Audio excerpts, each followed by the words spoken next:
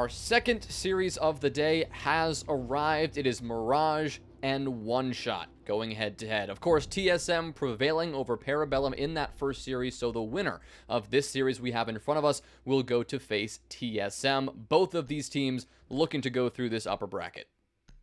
Yeah, and if Drew Sparks' tweet is to be trusted, One Shot have not yet beat an NAL team in their career just yet. Now, of course, we could be seeing the first time right now, but it did take One Shot 2 tries to get through the initial open qualifier, and they did not make top 2 in Challenger League. That was Parabellum and Aerial Arise, so this is going to be a real test here for One Shot. First two bans will be Thatcher and Lion, very common bans on Coastline. When it comes to the Lion ban, he tends to be that premier flank watch operator, especially because of how fast attacking teams like to push in. Lion definitely caters himself to that play style, and One Shot do not want to deal with Mirage's Lion. I imagine that's probably Loading who would be picking up that operator. And curiously enough, Mirage will actually take Vigil off the board, perhaps a little scared of that One Shot roam. Yeah, the Vigil ban is not something we see very often or much at all. Must be a target ban of some kind. One Shot, I mean, Coastline is a map that has a ton of roaming potential, and One Shot, they're one of those teams that when you give them that opportunity, they can run rampant all over this map. But that's not where we're going to be starting out. Mirage, they will begin on the defense, One Shot on the attack. And on a map like Coastline that is, you're relatively 50-50, sometimes we see lean attacker-sided, but recently has been going more balanced, occasionally even defender-sided. No way. This is anyone's job. Nyx is on Dock. That's a fun one. All right, so there's a very good reason why Dock is not played anymore. First off, Thunderbird, a little bit better because she's got 3 stations that are infinite. So she's kind of the superior healing operator, plus she's at 3 speed with a rifle and has C4. And 2, the main reason why Dock and Rook were brought, before the site changes is because they had ACOGs. So if you wanted long angles held, what better than the ACOG of a Dock or a Rook? And, well, now that the sites have been shuffled around, Dock and Rook don't have ACOGs anymore. So, neither of them get played very much, but when you do see one played for the extra zoom, it's Rook, because Rook has a 2x, and Dock only has a 1.5. Plus, Rook all around, he has sweater vests that everyone gets. Sure, a headshot will nullify the armor, but headshot also nullifies the heal that Dock has. So, weird pick from Mirage. I don't remember the last time I've seen a Dock in professional play.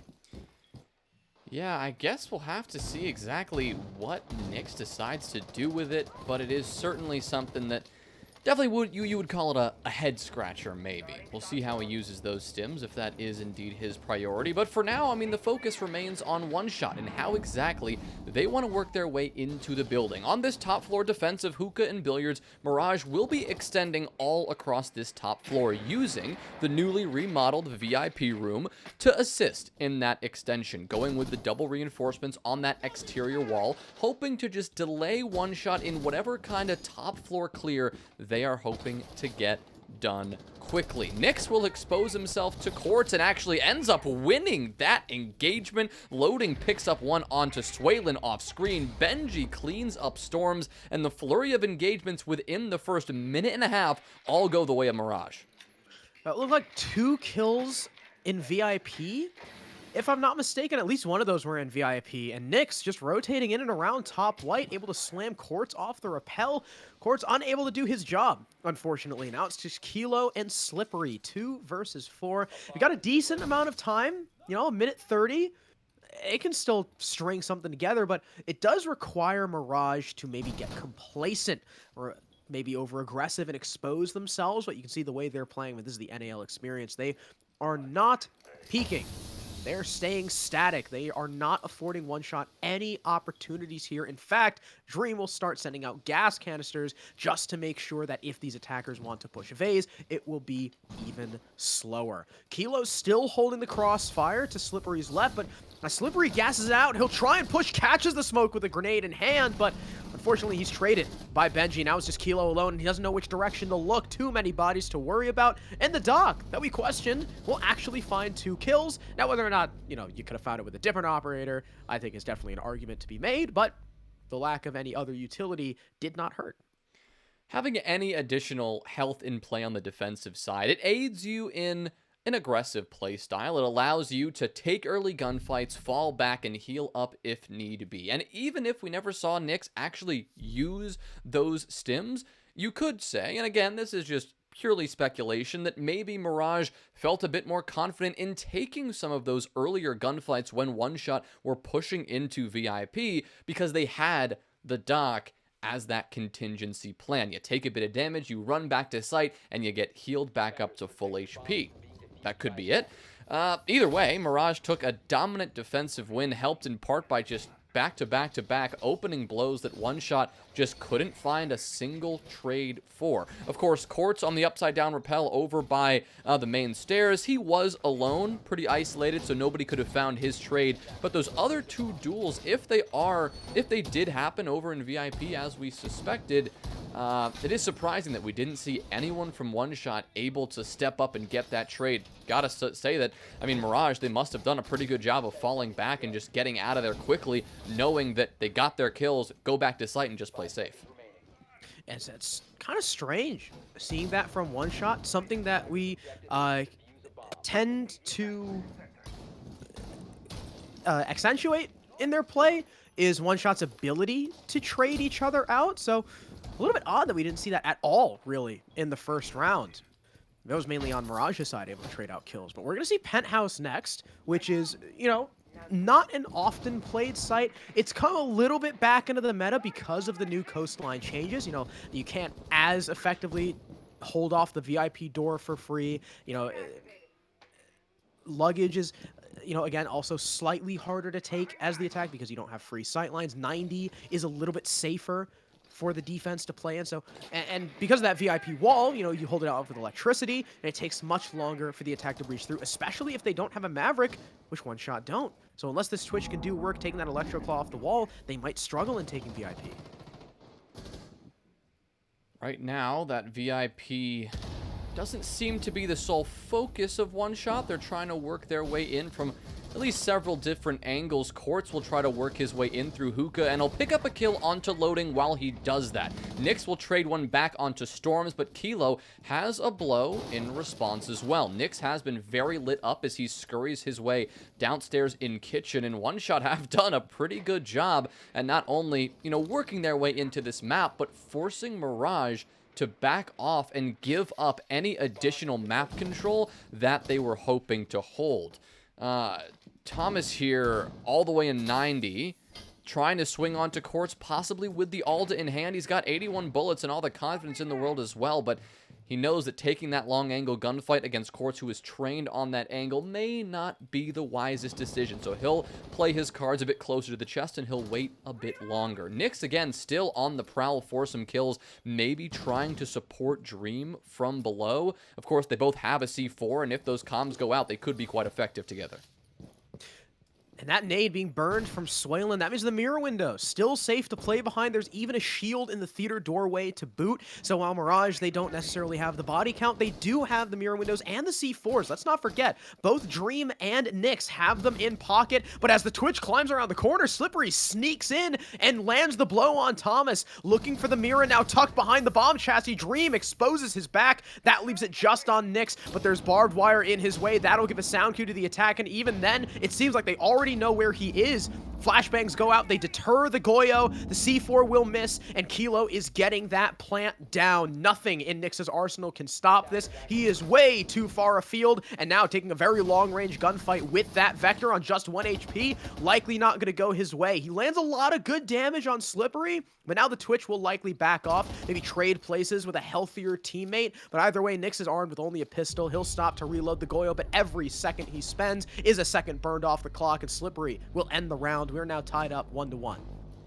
There it is, One Shot making a good adjustment and taking that round just as dominantly, I suppose, as Mirage did in the previous round. That was pretty strong. Starting from Quartz, just getting that opening kill as he made that entry, allowed the rest of that attacking team to push in relatively uncontested because Mirage, they slowly had to back off. They no longer had the manpower. They no longer had the ability to continue to contest One Shot on those immediate entry points, and giving up that roam on a site like Penthouse and Theater is not easy to do and has pretty severe consequences. As we saw, Thomas then had to really hold down 90 with his life. If he gave up 90 control, that's pretty much the round, because then One Shot have every bit of every angle, every possible entry point they could need to take that site. And I guess the way One Shot remedied Thomas in that hallway was just kind of send Slippery crouch walking up the long angle, and he just peeked, caught Thomas off guard, took the gunfight, and won it. So One Shot, they get it done. And yeah, we're all tied up here. Mirage now, they've got to pick a new site. They've got to see what else is going to work for them, because Penthouse and Theater, while it is, working its way into the meta ever since those VIP changes happened, it isn't quite maybe the most secure bomb site of all time. So they'll head down to Kitchen instead of going for the repeat. And now that, upstairs control that Mirage had, when they were playing the bomb sites will be a little bit lesser. And One Shot are going to be pretty focused on taking it, I would imagine. Of course, since they have that sledge. Vertical control is extremely impactful on Kitchen. Even with the new Coastline changes, making parts of the kegs and service area hard. And of course, taking the bomb site back a bit. It does make the vertical a little bit less oppressive, I guess, for the defense, but it's still very powerful. And you can see One Shot are going for this upstairs clear. It'll start itself in hookah, it appears. Normally it's Penthouse side, just because, it's easier to take from that direction, especially when you're faced with, utility and shields and such like Nyx is playing behind. But One Shot really want to bury Mirage at the forefront of this defense. You've also got loading all the way towards top white, holding a melee hole, it looks like, towards Penthouse. And One Shot, they'll start burning this utility, hoping to destroy Nyx's shield and force the alibi back. Well, nobody has actually been taken off the board yet, and even though we only are a minute in, that is the first round so far here on Coastline, where we haven't seen a death in the first minute and 15 seconds. So far, we've seen a lot of aggression from both of these teams. This round, the only exception to that rule thus far. We saw Quartz making a similar entry upstairs a moment ago, likely looking to have an equally successful clear to the last round, and he'll be that'll be helped by a good bit of intel here from Slippery, who's working his Twitch drones through the map down below, trying to pin down this Sunrise defender. That'll be Thomas, just lurking, trying to stop anyone from working their way in Mudroom or that Sunrise window. It doesn't appear that he knows someone is trying to pressure him from office. He's yet to even look that way. The first time he swings that angle, he actually swings it while sprinting, and Slippery will take him down. Very good kill for One Shot. Nice cutoff there from the Twitch, completely under Thomas's nose. Now a 5v4 for One Shot. They've still got a minute to work with. It looks like they've got complete control of upstairs as well. So Storms, you can see right on the overlay, he's got that hammer out and he's starting to swing it, but it's 2 kills for Mirage to answer the 1 from One Shot. We have evened up the man count, and look, that mute is now upstairs. Loading has top white control in a position to maybe continue to retake this top floor. At the very least, One Shot no longer have the sledge to work the vert, but Slippery, he's just in the bomb site. Getting the kill on the lone anchor. Loading attempting to come back is cut down by Quartz, and the bomb might go down soon from Kilo because Slippery is preventing anyone from rotating back. It's just Benji now. He'll at least down Quartz outside the kitchen doorway, but Kilo's planting service, and I believe that wall. No, it's not completely hard, but it's not in view of that Hibana. He's tucked behind the cupboard. He'll be lit up, but now Benji's got the pistol out, and Slippery is holding close with the F2. Benji, he'll go for the reload. Slippery not going to swing off the sound cue just yet, but as he tries to escape, he distracts the Jaeger, and Kilo has since repositioned for the angle down the hallway. Now 2 attacks in a row for One Shot. I really like that One Shot are playing a very mature game of Siege right now. Considering that they are the, quote-unquote novices of this matchup, right? They are that Challenger League team who are, in this case, the Challengers, trying to take on this PL stack, this Mirage team. They've got to come into this now and play a game that maybe they're unfamiliar with, right? And so far, they're doing a great job with that. That's 2 rounds in a row where One Shot have avoided getting tunnel visioned on the frags, hard to do on a map like Coastline, and have gotten the bomb down. and played passively in the post plant. You've seen how both Mirage defenders, last alive, have been in an uncomfortable spot. It was Nyx in the previous round. It was Benji just a moment ago. There's nothing they can do. They don't know where those one-shot attackers have positioned in the post plant. They don't know, exactly which gunfight they should be taking, and they're running out of time. It just goes to show that one shot, they are putting, that maybe aggressive tendency that they might have on a frag-heavy map like Coastline. They're pushing that to the side in favor of objective play on the rounds they've won. Just 2 rounds. Both of them, we've seen the bomb go down. I'd love to see that trend continue for them. If they can stay objective focused, if they can still force Mirage into these uncomfortable spots, I'd like where this is going if you're a one-shot fan. And for the first couple rounds, or the first couple victories for One Shot as well, Slippery has been a huge part of the opener on the site for One Shot, right? In round number 2, it was him crouch walking up the 90 hallway and killing Maestro. There was the opener and as well as the Mira in theater. And then in the previous round, Mirage, they fought back. They evened up the man count, but who created that opening? Slippery, crouch walking into the site, killing the only anchor. And I believe it was loading, attempting to come back to site, was cut down by Quartz. So far, Slippery's been that, linchpin, that playmaker in the mid-round that One Shot have needed. And One Shot, now they got to deal with the Doc of Nyx again, who was on a tear in this previous Hookah defense. But I like the strategy from One Shot. They are completely switching it up. They're going downstairs, incentivizing this bottom floor clear. They've got nades on Storms. They got nades for Swaylin as well. If they can get some good info in sight, we may see some freebies from below.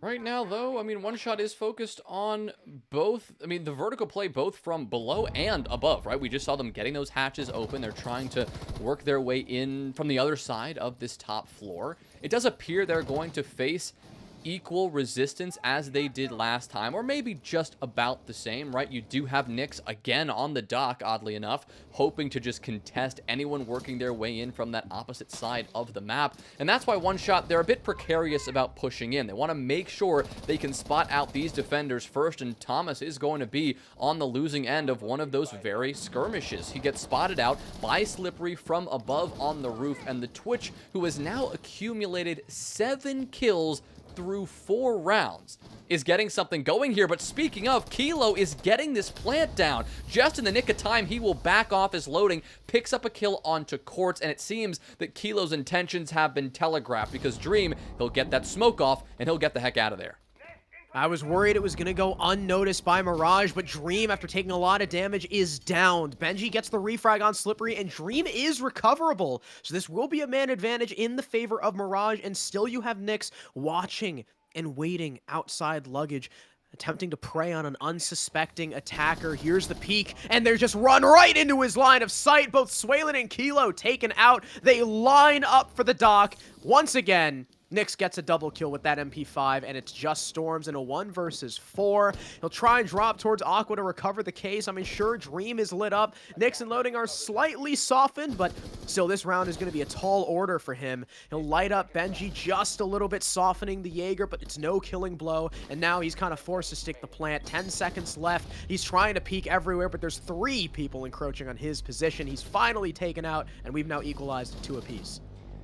Right there, when Kilo was getting that plant down, if you think about Challenger League and you think about, the community leagues that we see One Shot play in, when you see an attacking team getting a bomb down that early, it usually is a situation that just always goes in the favor of the attacking team. Usually they've seen an opening, they go for the plant, and by the time the defense realizes it, they're so flustered, they're all over the place, and they don't have something in position to stop it. But Mirage is not the caliber of team that One Shot are used to facing, and it showed in that round. Mirage came out, and even though that plant was going down maybe a lot sooner than Mirage were expecting, they stayed composed. They got the smokes, they got the C4s right where they needed to deny the plant, to delay the plant, and that is when, they even kicked other things into motion. That's when they said, Nyx, go for that flank. That's when they said, everyone else, let's get back to the site, let's lock this down. That was a textbook adjustment from Mirage there, and to do so quickly. When One Shot thought that they had the edge, they thought they were pushing in and catching Mirage totally off guard. That was a very impressive, showcase of experience, of skill, and composure from that defensive team. Yeah, and additionally too, Nix's wasn't even like it wasn't a marathon run flank. He was in theater like the whole time, and one shot never cleared him, even though that was the same position he had played in the initial hookah defense. So now we go to double bar. First time Mirage are defending this site, and Nyx will continue his carousel of interesting operators. He's swapped to Oryx. Coastline is a map where we do see the Oryx from time to time. A lot of those hatches are rotatable. There's one in Penthouse, one in Hookah, one in the corner of Office that leads up to Aqua as well, even one in Security. That is not often used. So if Nyx, wants some rotatability, try and mount a top floor retake, he can do so by himself. But of course, being a bottom floor site, Mirage are still going to have forces and utility placed upstairs, even a shield. Just dead in the middle of the hallway, watching Kitchen, just in case one shot try for a horizontal full overtake. One shot right now will be indicating that they're going to continue this round and at least initiate this round, much like they have many rounds prior. Getting in on the roof, getting into this second floor, and establishing as many crossfires, as many angles as they can to prevent this Mirage defense from just kind of running all over the place. It's been Quartz's priority now several rounds in a row just to open that hookah door and possibly even make that hookah entry. And I think Mirage, starting to catch on to that. They're going to make sure they have that player on Cool Vibe stairs trained on this hookah run-in as long as they can. Possibly a C4 down below, and that's exactly what Storms is prepping for. With that breaching hammer, just making sure that there can be no C4 prepped on that doorway so that when they at least run in hookah, at least for a moment, they won't be in any awkward situation where they just get blown sky high. But I don't suspect Mirage are going to be too cavalier with that C4 use. They only have one nitro cell in pocket, 3 smokes of course, but you're going to probably want to hang on to that C4 as late as you can. Here comes Thomas as if on cue, throws it out, and no one is even close. So that nitro cell will not connect, and that is all going to be wasted for Mirage. I'm surprised the top floor coverage for Mirage is so loose. I mean, it is a bit of a difficult position to try and defend for a long time, but still, that man was off the shield almost immediately. So one shot, very early control of this top floor, a minute 20 left. They can go to work again with that sledge of Storms, but it's Nyx with the first kill. Slippery, the playmaker that we've seen from one shot, will die, but Swaylin is still there for the trade. Thomas will respond another kill here now on the Storms, and that's the vertical player done and dusted. A beautiful shot there from the mute, but Kilo trying to get that plant down is gassed out, nearly killed, and forced into the corner. That's a really awkward position for this Hibana to try and play. He'll attempt the plant once again. Gas canister goes out, and it is right on target. Thomas peeks up Cool Vibes as well. Dumpsters Swaylin, and Quartz is not long for this world. One shot now take the lead, 3-2. Well, there it is. Back-to-back rounds where one shot think they have an opportunity to get the bomb down, and they just couldn't. Really good awareness and placement with those toxic smokes. I was thinking that maybe that second place, Kilo moved in further to the site to get the bomb down in a different position. I was thinking, hey, maybe that spot would go unnoticed to Mirage, and maybe the toxic smoke would be a little bit off the mark, but of course not. Mirage, they knew it was going on the entire time.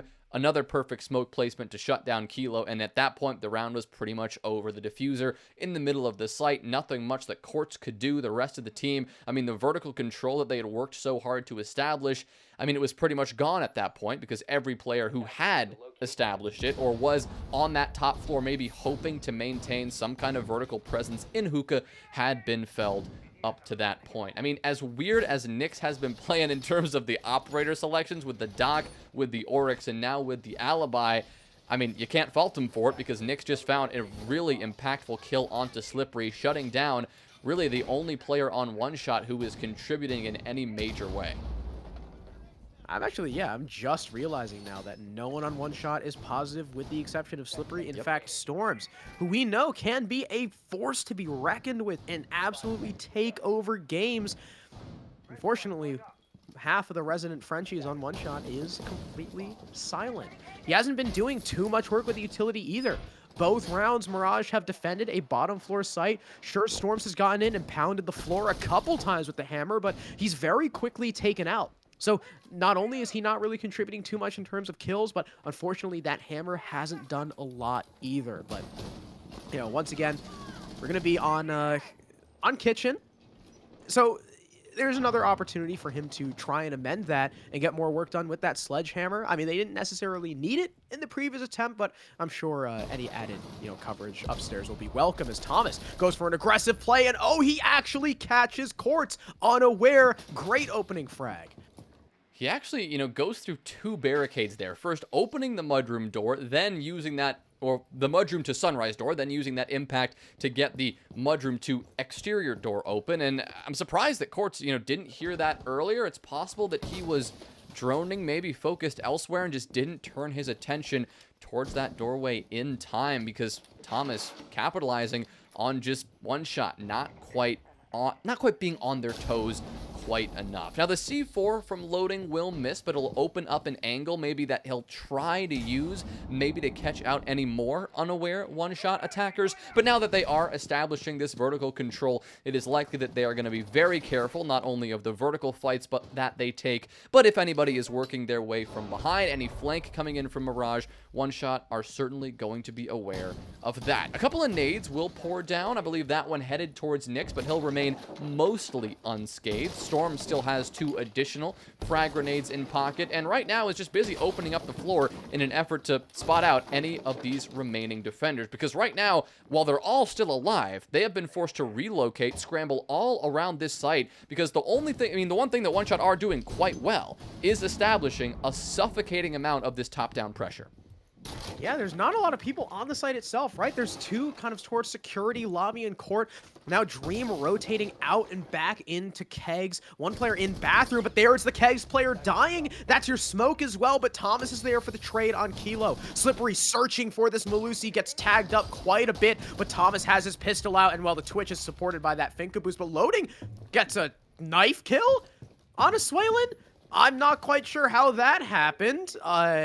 Unless Swaylin was maybe downed outside the window and he jumped out. I don't know. That's a little weird, but Storms will jump right on in. Slippery smoking off the floor hole so he can run in and more adequately cover his planter. I believe the attempt should come down soon, but no, Nyx, he'll put a pin in it. Down goes Storms. It's just Slip, and he takes a beating from that alibi. Benji will put him to rest, and one-shot extend their lead, taking the half 4-2. Rather Mirage, yes. A 4-2 half for the defense.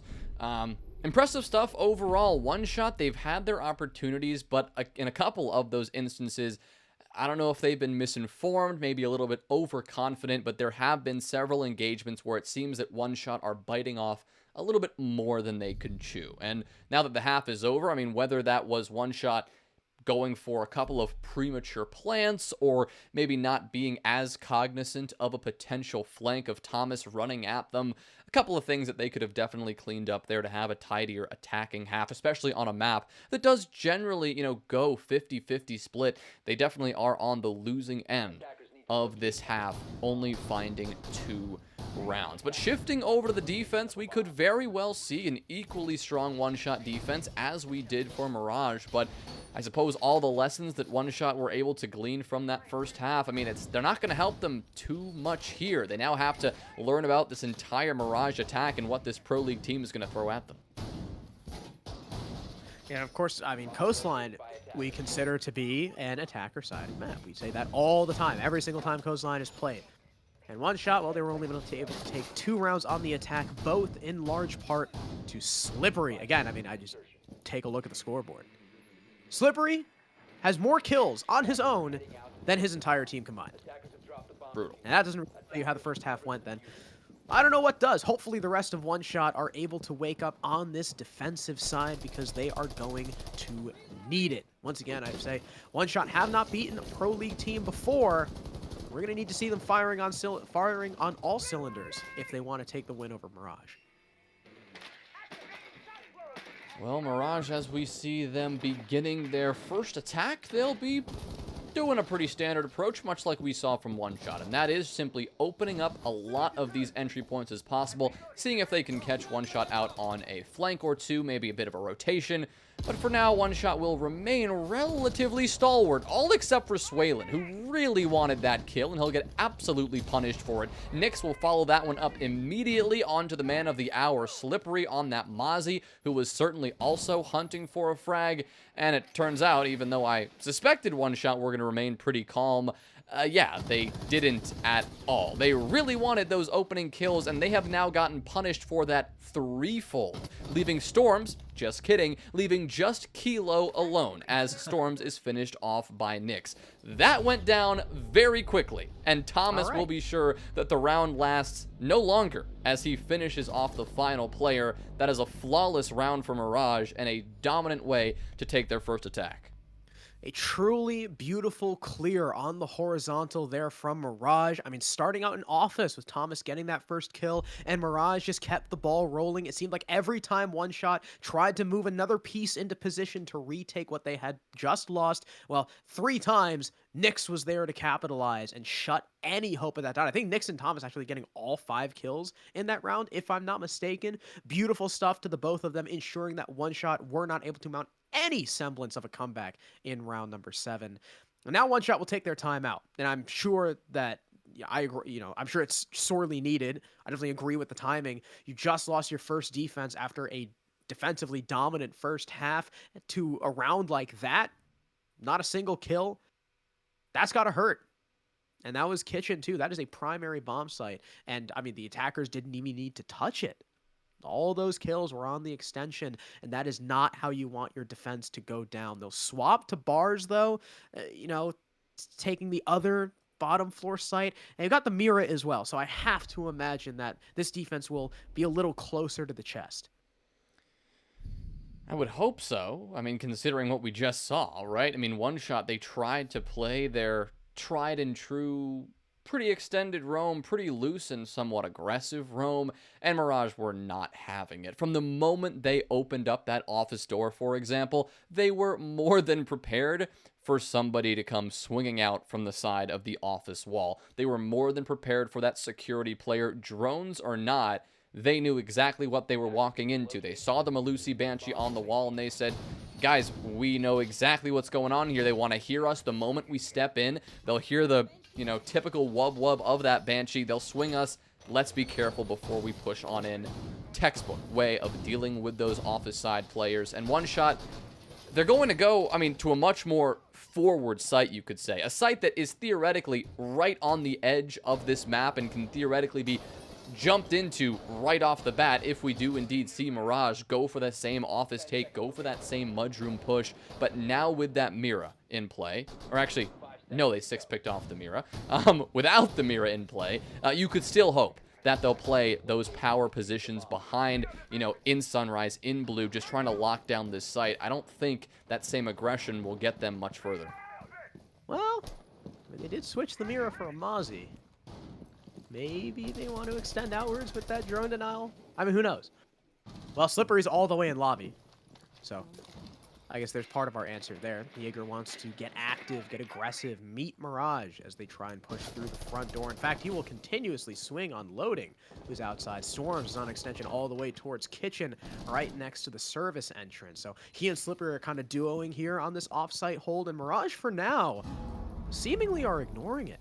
We saw the only player contesting was loading, but he has since rappelled to the roof and is looking to join his team upstairs. He and Thomas kind of over towards the Hall of Fame side of things. Nyx opening that hatch in Hookah to get an angle down through Sunrise. And while One Shot have extended horizontally, there's really nothing to stop Mirage from taking this top floor. The closest player to contend is Slippery on white, but will very quickly fall back. And I'm sure Mirage are happy about this free control this early in the round.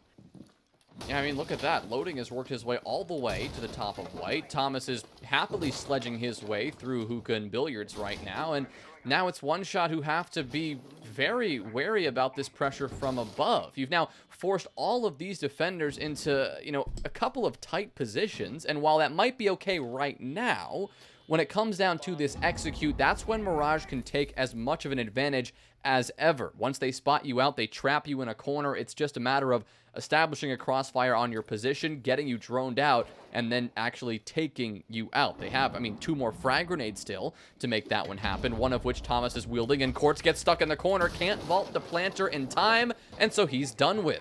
The first kill found from Mirage, and now they will begin this advantage and now look to further it as not only map control is their priority, but sight is their priority right now. The X-Kairos pellets going down on this wall. Kilo likely to be forced out any moment. And those X-Kairos might actually be in range to destroy the shield. Nope, they're actually not. I lied.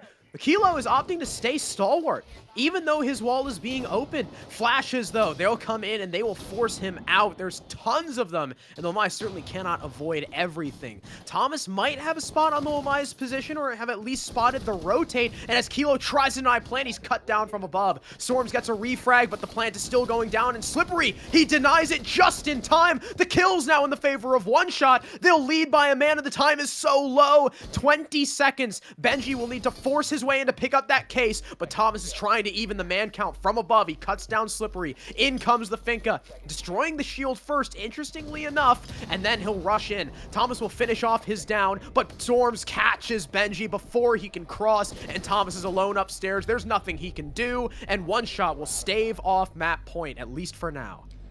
Yeah, surviving there by the skin of their teeth, it definitely got closer than I'm sure they would like. It really did seem, up until those last few engagements, that Mirage had the advantage, especially when we saw Thomas up above on that hatch take down Kilo, that Wamai, who was rotating around to deny the plant, because Kilo thought he was safe. He figured, okay, those breaches on that, mudroom wall aren't quite in the right spot to cover the plant. Maybe if I swing this angle, I won't be contested from that mudroom door player. And he wasn't. The mudroom door player wasn't the big problem. It was the player on the hatch above who he either didn't know about, forgot about, or just didn't seem to care about, right? Thomas, his initial goal in the entire round, and we saw it from the beginning, was just enter through that top floor, sledge open and the entire site, and establish the angles that he needed to. And even though he got that done within the first 30 45 seconds maybe, he still stayed there the entire round, waiting eventually for the execute. He knew he was coming, waiting for his teammates to push on in, and unfortunately for him, just not able to do quite enough on the top floor. He may have gotten that initial blow that it looked like was going to propel Mirage over the edge, but when One Shot went for the retake, then knowing of Thomas' position upstairs, they were a lot more careful not to expose themselves to him. So instead of being that critical position, it actually kind of left Thomas isolated, unable to trade his teammates, and that's why we saw him being last alive. Yeah, well played to One Shot, making sure to avoid the overwatch from above. They keep themselves in this, but they're still at a 2-round deficit. I'm sure Mirage are shrugging off that round because, well, One Shot can't go to that bomb site for another 2 rounds. Mirage could win this game before One Shot get an opportunity to go back to that site. But once again, there's a player in main lobby. It's Slippery on the Mozzie, challenging loading outside. Now, last time we saw this engagement, loading was very quick to escape it and rappel up to the roof to join his team. I don't suppose we'll see anything different. And there we go. Loading is now repelled up white, assisting his team droning in. Of course, this is once again a kitchen defense. Last time, One Shot, everyone died on an off-site hold. Not a single player dying close to the site, but already a market improvement. Slippery gets the opening frag with a C4. Down goes the Ash, and One Shot find the man advantage early in this round. Yeah, a bit of a change of pace from a couple of the previous rounds where Mirage have been finding these opening picks and leveraging that to just win the round here. So maybe One Shot, this is where they can make their stand. Of course, with this advantage, now they've got, a bit more utility in terms of, comparing them to Mirage, and they won't have to deal with that Ash utility that loading would have brought to the table. Not a ton of deployable shields, only one from Quartz to actually deal with, but in the meantime, actually, Nyx, he's going for this plant. The toxic smoke, it came in a little bit too late. Nyx, can he stick it? No, he can't. Oh. Just in the nick of time, maybe a millisecond on that diffuser. It is not going to go down. Dream, however, will get a double kill, taking down both Storms and Slippery, returning us to an even 3v3, and even though he's lit up above, One Shot, they've been forced to leave their roam positions and get back to this site as soon as possible. The diffuser, though, is in the bomb site, and Benji will have to make this move. One Shot, they know where this diffuser is, and they know exactly how to cover it. Yeah, One Shot are in a pretty good position right now, especially with Dream lit up, but there's Thomas nabbing Kilo. Dream attempting to go for a play through Sunrise. Swaylin is crouched just behind the bar, and it looks like Mirage are very aware of his location. Vertical destruction coming from above. Thomas can't spot the Jaeger just yet. Swaylin is still safe for now, but as he peeks up, he is cut down, and now it's Quartz in a 1 versus 3 and taking the long angle. Unwise with the SMG-11, especially against an LMG like that. Mirage with a beautiful recovery, in large part thanks to Dream, with One Shot starting off the round with a kill and nabbing the planter with the smoke, dropping diffuser in sight. Dream able to even up the man count was huge. And One Shot, I'm not sure why the Jaeger didn't rotate back. I mean, maybe afraid of someone still watching Cool Vibes, which is perfectly understandable. But at that point, One Shot knew Mirage were going to have to commit. There was nothing Mirage could do in that round other than A, get all the kills, or B, jump through that window and, again, commit to that window plant spot. But they didn't play for it. One Shot instead had people extended towards Sunrise. Quartz was all the way backed off towards, like, bathroom and back kegs for whatever reason. And One Shot did not play to their strength in that round. Mirage got that kill from above. Excellent work to Thomas. Swaylin, I mean, good intel work from Mirage to know where Swaylin was, and there was nothing that Jaeger could do against all 3 Mirage players pushing him. Mirage did not pick up that case because they knew if they did, that bomb was going to be between a rock and a hard place once again. So great job to the attack for isolating those XV1s at the end of that round.